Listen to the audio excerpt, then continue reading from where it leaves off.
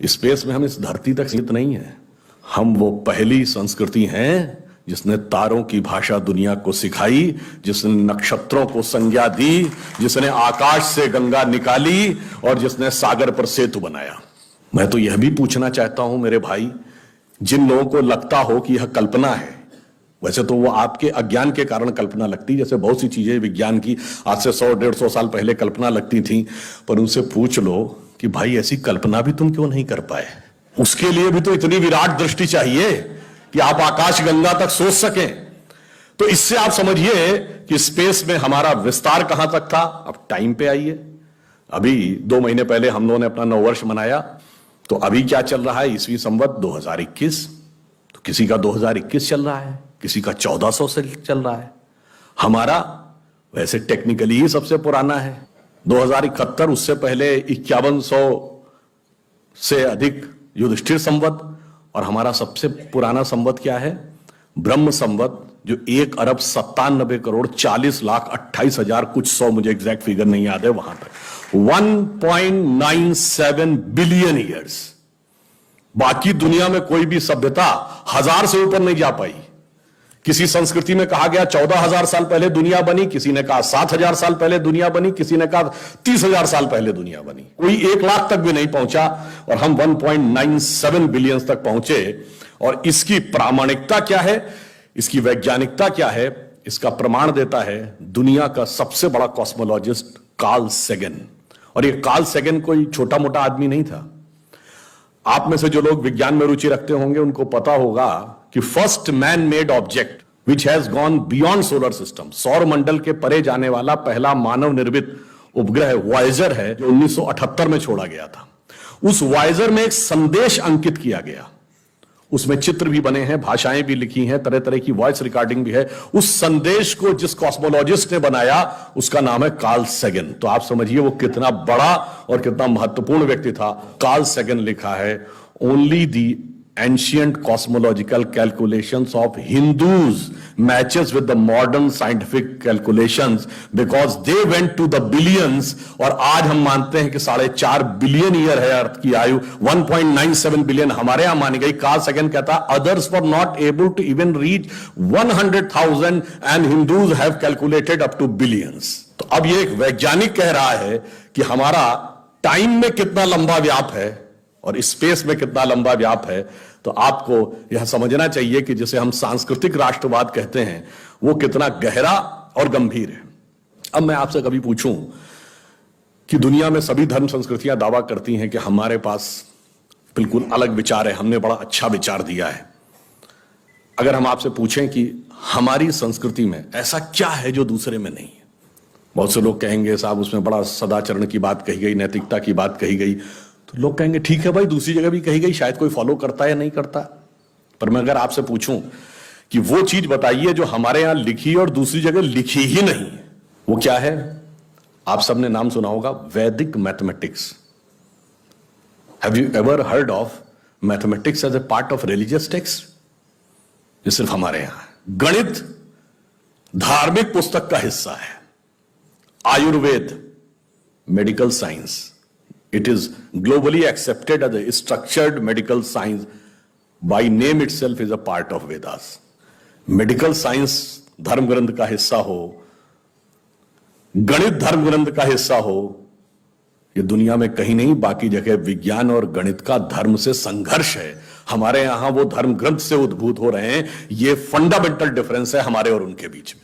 और इतना ही नहीं, मैं कभी आपसे, आप लोगों ने ध्यान दिया हो अगर गणित की जो खोज है, वैसे तो बहुत सारी चीजें थी जो अंग्रेजों के आने के बाद छुपा दी गई, क्वाड्रेटिक इक्वेशन हो, अलजेब्रा हो, ट्रिग्नोमेट्री हो, ये सारी चीजें। मगर एक ऐसी चीज है जो कमोबेश सभी लोग मानते हैं, चलो ये तो मान ही लेते हैं कि भारत ने दिया। वो क्या था? शून्य। अब कहा जाता शून्य किसने दिया? आर्यभट्ट ने खोजा। अरे भाई आर्यभट्ट ने खोजा नहीं, आर्यभट्ट की किताब में पहली बार तुमको लिखा हुआ मिला। अगर आर्यभट्ट ने शून्य खोजा तो बौद्ध मत में शून्यवाद का सिद्धांत कहां से आया? वो तो आर्यभट्ट से पहले के थे। और ये बताइए कौरवों की 18 अक्षौणी सेना से लेके भगवान राम की जन्म कुंडली बन रही थी, वो बगैर शून्य के बन रही थी। वास्तविकता यह है कि शून्य वेदों से निकला और वो इस बात को स्वीकार करने को तैयार नहीं होते थे कि धर्म ग्रंथ से निकलता है, इसलिए उनको छटपटाहट थी, इसलिए वो कहने का प्रयास करते हैं किसी और ने निकाला था। और समस्या क्या है, हमारे यहां तो भगवान राम की जो कुंडली निकली है वो जब नासा के प्लैनेटोरियम सॉफ्टवेयर में डाली गई तो 7114 समथिंग बीसी की डेट निकल आई। अब बताइए, वैसे तो मैं नहीं मानता कि वो डेट सही है, उसको उसके अंदर नक्षत्रों का कैलकुलेशन किया जाए तो बहुत पीछे आएगा, परंतु बताइए उन लोगों ने हमको समझा दिया कि हम अवैज्ञानिक हैं और हम अंधविश्वासी हैं, जिनमें किसी एक के यहां लिखा है कि धरती चपटी है और एक के में लिखा धरती के चारों तरफ सूरज घूमता है। और ऐसे महान ज्ञानदेव पाड़े लोगों ने हम लोगों को समझा दिया कि हम अनसाइंटिफिक थे और धरती को चपटी और धरती को इस सौरमंडल का केंद्र कहने वाले लोग वैज्ञानिक थे। आज भी जब सूर्य ग्रहण या चंद्र ग्रहण होता है, आप नासा की ऑब्जर्वेटरी बताती है ना, 1950 से पहले नासा नहीं था। आप जाके पूछिए, गांव में कोने में बैठे हुए किसी पंडित से कहिए, पंडित जी पंचांग में देख के बताओ सूर्य ग्रहण कब है, और जो वो हमारा पंचांग बताता है और जो नासा की ऑब्जर्वेटरी बताती है, कभी उसमें दिन तो छोड़िए घंटे और मिनट का भी अंतर देखा है? हमारा तो कैलकुलेशन 5500 साल से एज इट इज चला रहा है, और उसके बाद उन्होंने हमें बताया कि हम अवैज्ञानिक हैं। आज भी आप बताइए, उत्तर भारत में उतना नहीं दिखता, दक्षिण भारत के मंदिरों में जाइए, नवग्रह बने हैं तो सूर्य केंद्र में है कि धरती केंद्र में है? सूर्य के 7 किरणें होती हैं, 7 घोड़े सूर्य के बने कि नहीं मंदिरों में? अब बताइए, ऐसा हमारे दिमागों में भर दिया जाता है। हम सब ने, हम लोगों ने भी विज्ञान में पढ़ा कि सबसे पहले 9 ग्रहों की खोज किसने की? केपलर ने, Kepler's law of planetary motion. हम सब ने, जिसने फिजिक्स पढ़ी होगी 10वीं 11वीं 12वीं में, कभी न कभी Kepler's law of planetary motion पढ़े होंगे कि केपलर ने सबसे पहले बताया कि 9 ग्रह होते हैं। अब ये बताइए, इधर जब हम पूजा करते हैं तो पंडित जी हाथ में जल ले क्या बोलते हैं? ब्रह्मा मुरारी त्रिपुरांतकारी भानु शशि भूमि सुतो बुधश्च और गुरुश्च शुक्र शनि राहु केतु सर्वे ग्रहा शांति करो भवन्तु। अब ये 9 ग्रहों के नाम केपलर बताए थे कि पंडित जी बताए हैं, और हजारों साल से बता रहे हैं। और उसमें मजे की बात यह है कि मंगल के लिए भूमि सुत यानी भूमि का बेटा, धरती का बेटा शब्द है।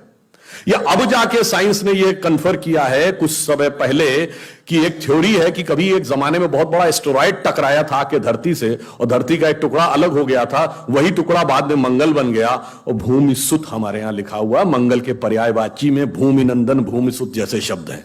अब आप देखिए क्या वैज्ञानिकता है और कैसे उसको इसमें सम्मिलित किया गया। मैंने क्यों बताया, हमारे यहां विज्ञान और धर्म इस कदर एक मत है कि ये उनकी बुद्धि परप्लेक्स हो जाती है कि कैसे हो सकता है। अब मैं शून्य पे आता हूं, हमने शून्य खोजा, मगर महत्वपूर्ण बात है हमने शून्य क्यों खोजा, हम शून्य खोजने में सफल क्यों हुए और वो क्यों नहीं सफल हो पाए। बड़ी बड़ी दुनिया की civilisation, Chinese civilisation, Mesopotamian, Babylonian, Egypt की सिविलाइजेशन, ग्रीस की civilisation, Roman empire, Turkish empire, Inca, Maya, Aztec, कोई जीरो नहीं खोज पाया। उसका कारण यह है कि जो भी विज्ञान के विद्यार्थी हैं वो शून्य का महत्व समझते हैं।